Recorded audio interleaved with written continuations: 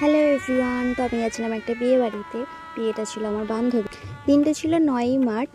তো আমরা প্রথমে ঢুকেই দেখি ওখানে ফটোশ্যুট চলছে। তারপরে আমরা ওকে গিফট দিই, সেটা আনবক্সিং করে। তারপরে ওর সাথে আমরা ফটো তুলি। তারপরে চলে গেছিলাম স্টার্টারে গিয়ে পকোড়া, ফুচকা, আইসক্রিম, কফি খেয়ে একদম চলে গেছিলাম মেন কোর্সে। কারণ ওর বাড়িতে পৌঁছতেই আমাদের বেজে গেছিলো 8:30টার মধ্যে। মানে সব এসে জমা হয়েছে। এবার মেয়েদের ব্যাপার বুঝতেই পারছো তোমরা সবাই। তাড়াতাড়ি খাওয়া দাওয়া সেরে বাড়ি যাওয়ার পালা ছিল, কারণ আমরা ওখানে কেউই থাকিনি।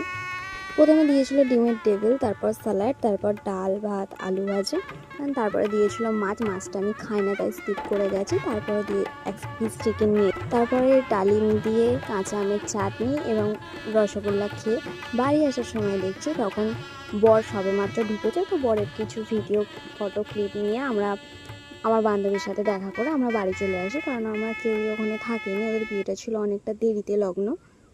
তো আজকে ব্লগটা এই পর্যন্তই। দেখা হচ্ছে নেক্সট ব্লগে। টাটা।